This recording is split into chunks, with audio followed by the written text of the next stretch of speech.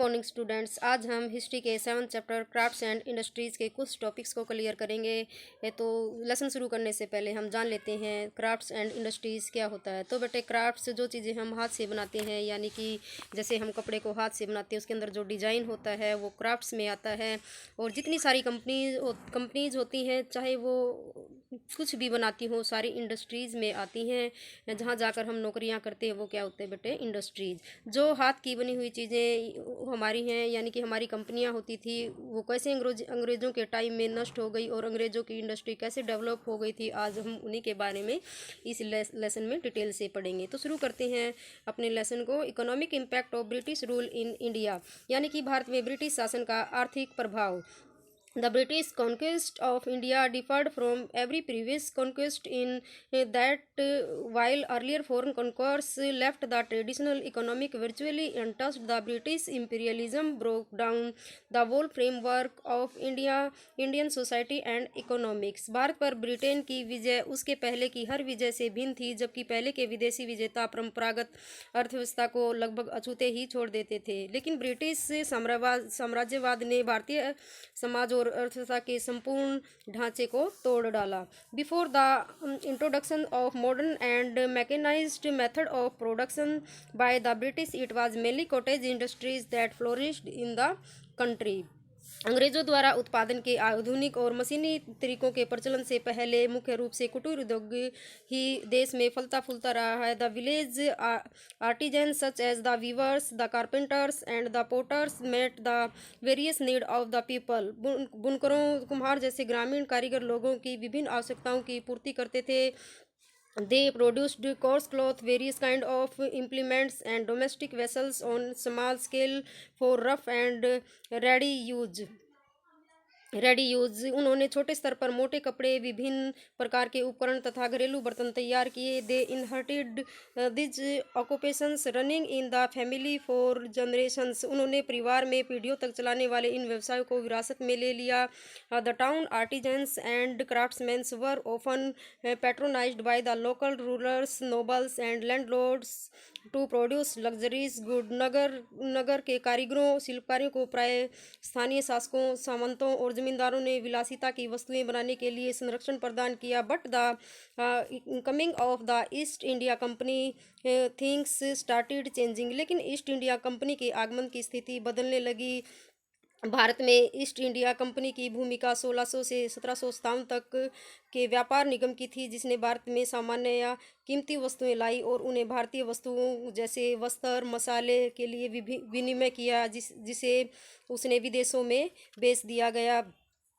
It's profit came primarily from the scale of Indian goods abroad. इसका लाभ मुख्य रूप से विदेशों में भारतीय माल की बिक्री से आया। Naturally it tried constantly to open new markets for Indian goods in Britain and other countries. स्वाभाविक रूप से इसने ब्रिटेन तथा अन्य देश में भारतीय माल के लिए नया बाजार खोलने के लिए निरंतर प्रयत्न किया। Therefore it increased the export of Indian goods and दस इंक्रीज्ड देयर प्रोडक्शंस।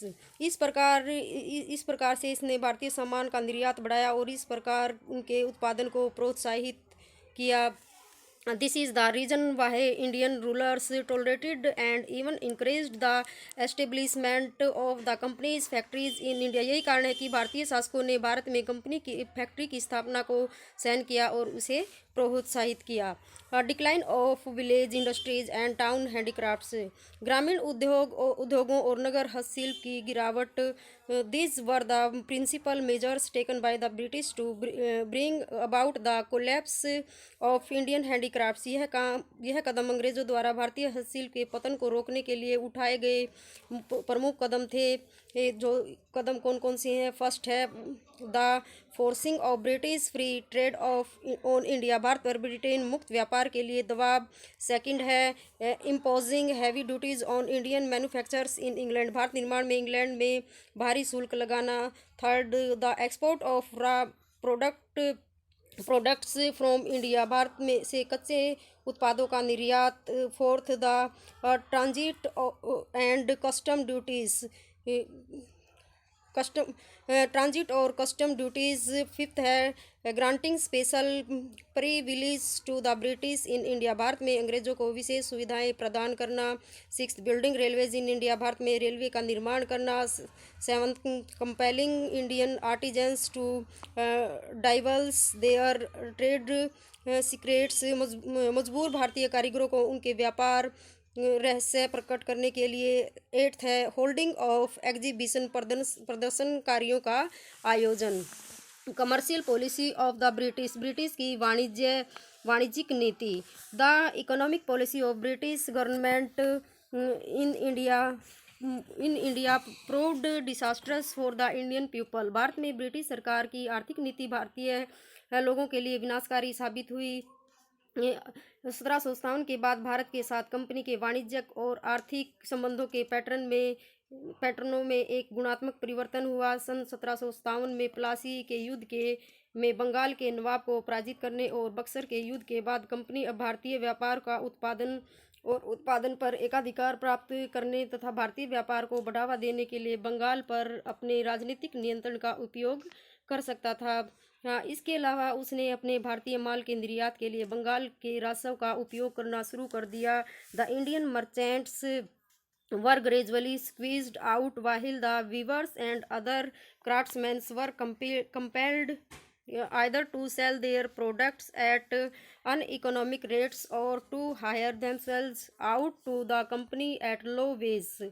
इंडियन व्यापारियों को धीरे धीरे दबा दिया गया, जबकि बुनकरों और अन्य कारीगरों को या तो अनार्थिक दर पर अपने प्रोडक्ट बेचने या कम मजदूरी पर स्वयं को कंपनी को देने के लिए विवश किया गया। The industrial revolution in British company transformed Britain economics and its economic relations with India, Britain की औद्योगिक क्रांति ने ब्रिटिश अर्थव्यवस्था को और भारत के साथ उसके आर्थिक संबंधों को पूरी तरह से बदल दिया।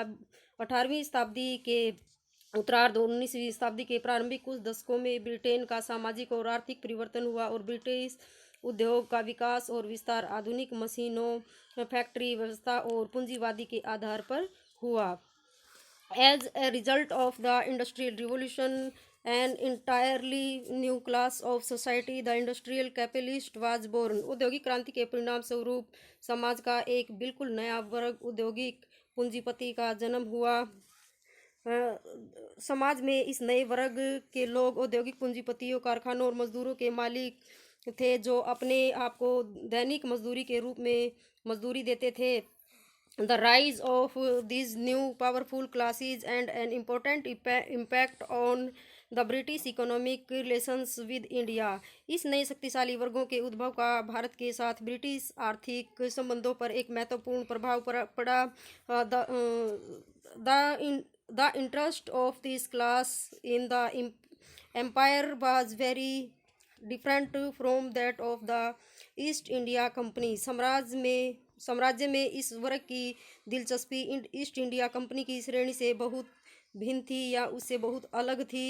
It did not gain from the monopolizations of the export of the India handicrafts of the direct appropriations of Indian revenues, निर्यात, यह भारतीय हस्तशिल्प के निर्यात पर एकाधिकार या भारतीय राजस्व का सीधे विनियोग करने से प्राप्त हुआ। जैसे जैसे इस वर्ग की संख्या बढ़ती गई और शक्ति तथा राजनीतिक प्रभाव बढ़ता गया, कंपनी के व्यापार का एकाधिकार पर इसका आक्रमण होने लगा। Indian industries faced many problems mentioned as under, भारतीय उद्योगों का कई समस्याओं का सामना करना पड़ा जिनका वर्णन नीचे किया गया है। जो फर्स्ट है, the British government did not encourage those industries which were not profitable to them, British सरकार ने उन उद्योगों को प्रोत्साहन नहीं दिया जो उनके लिए लाभप्रद नहीं थे। सेकंड है, the government did not give any protection to them, सरकार ने उन्हें कोई संरक्षण नहीं दिया। थर्ड है, the railways freight charge were high, railway माल भाड़े अधिक थे। रेलवे के जो माल भाड़े थे वो बहुत ज़्यादा थे। फोर्थ है, the British imposed high tariffs on Indian goods till 930। British ने भारतीय सामान पर 1930 तक उच्च शुल्क लगाए। Fifth, they were no facilities for providing technical education which was required for industrial growth. औद्योगिक प्रगति के लिए आवश्यक तकनीकी शिक्षा की व्यवस्था नहीं थी। सिक्स्थ है, the British government did not encourage the development of heavy industries like steel, heavy machinery etcetera which are essential for industrialisation. British सरकार ने भारी उद्योगों जैसे इस्पात, भारी मशीनों आदि के विकास को प्रोत्साहित नहीं किया जो औद्योगिकरण के लिए आवश्यक है। Growth of industries in 20th century, 20वीं शताब्दी में उद्योगों का विकास। As discussed above, most of the Indian goods were manufactured by the small scale industries which were meant by individual artisans and craftsmen। जैसा कि ऊपर चर्चा की जा चुकी है, अधिकांश भारतीय माल छोटे स्तर के उद्योगों द्वारा निर्मित किए जाते थे जिनके संचालन में व्यक्तिगत कारीगर और शिल्पकार थे। But the Indian goods could not compete with the machine made English goods which were cheaper and more attractive. लेकिन भारतीय माल मशीनों द्वारा निर्मित अंग्रेजी माल से प्रतिस्पर्धा नहीं कर सका जो सस्ता और अधिक आकर्षक था। Hence Indian crafts and handlooms products mainly the cotton and silk cloth could not compete against the foreign goods. इसलिए भारतीय शिल्प और हथकरघा उत्पाद, सूती और रेशम के कपड़े विदेशी माल से प्रतिस्पर्धा नहीं कर सकते थे। Nor could they fare any better in foreign countries where they were burden with higher and unjust duties. और वे विदेशों में भी ऐसे अच्छे काम कर सके जिनके बोझ अधिक और अन्यायपूर्ण होते थे। तो बेटे आज हम इतना ही करेंगे, बाकी जो रिमेनिंग पार्ट है हम नेक्स्ट वीडियो में करेंगे। आप यहाँ तक अच्छे से इस टेक्स्ट बुक को रीड करना। थैंक्स।